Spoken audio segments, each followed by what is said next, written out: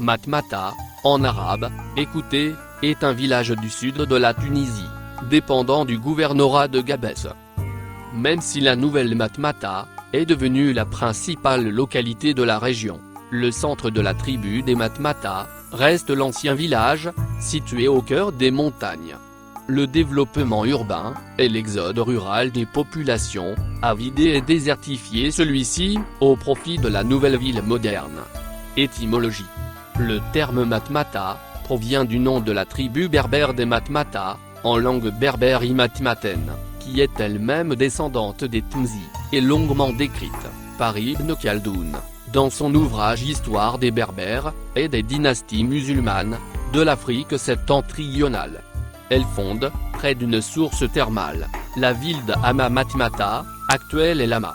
Elle est contrainte de la fuir, au cours des invasions des Hilaliens, et fonde l'actuelle Matmata, dans les montagnes avoisinantes, qui portent le même nom.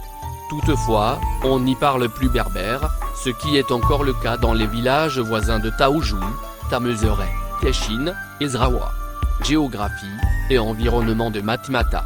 Situé au sud-est du Chott El Djerid, dans les contreforts du Djebel Dahar, les monts de Matmata dominent la vaste plaine de la Djeffara, et constituent une cuesta, 515 mètres, dégagée dans les roches calcaires, et les marnes du Crétacé, supérieur et moyen, par divers oueds. Le village se trouve à 40 km, au sud-ouest de Gabès. Accroché à flanc de montagne, à 600 mètres d'altitude, ce village compte 1847 habitants en 2014. Il est renommé pour ses remarquables habitations troglodytiques, qui en font l'un des hauts lieux du tourisme tunisien. Histoire. Au cours des bombardements alliés de la ville de Gabès, alors en main des nazis, plusieurs familles gabésiennes fuient leur ville pour se réfugier dans les maisons troglodytiques de Matmata. Matmata fut aussi le fief des Félagas, qui prirent les armes contre le protectorat français, sous la conduite de Mohamed Dagbaji, plusieurs de ses compagnons étant originaires de la ville de Matmata.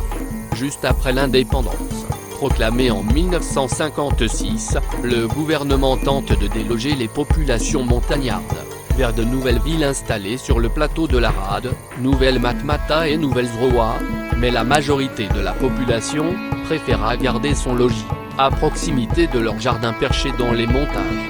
Habitations troglodytiques. Ce sont des habitations creusées dans les flancs de la montagne autour d'un vaste puits habituellement circulaire. Autour de ce puits constituant la cour de l'habitation, sont creusées longitudinalement et en étage les pièces qui serviront pour l'étage inférieur de chambre, camour, de cuisine, matbach, de bergerie pour les chèvres, et d'étables. L'étage supérieur étant réservé pour le stockage, magasin, des céréales, dattes, olives et figues séchées. Dans cette région, soumise à de très fortes canicules, plusieurs mois par an, cet aménagement particulier de l'habitat permet de faire pénétrer la lumière dans les pièces souterraines, tout en y maintenant de la fraîcheur, au plus chaud de l'été.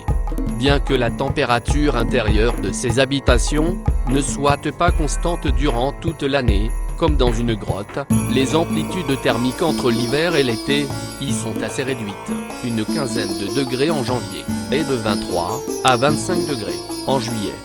Depuis le niveau naturel du sol extérieur, on descend généralement dans la cour, directement au moyen d'un étroit escalier, aménagé à flanc de paroi, ou éventuellement, d'une échelle appuyée contre cette dernière.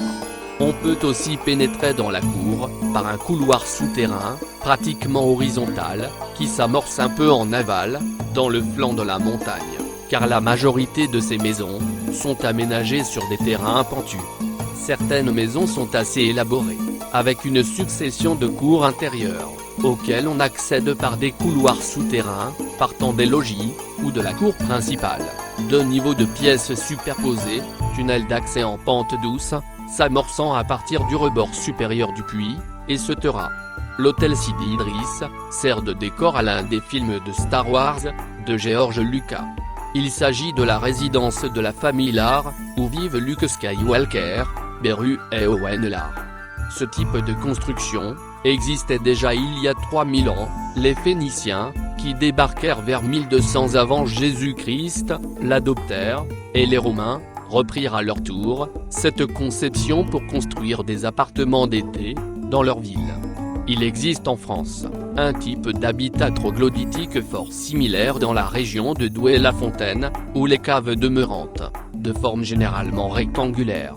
C'est ainsi qu'on appelle ces logements souterrains, sont creusés dans les parois de carrières de Falin, variété de tuffeau, à ciel ouvert. Le 10 janvier 2020, le gouvernement tunisien propose cet habitat pour un futur classement sur la liste du patrimoine mondial de l'UNESCO.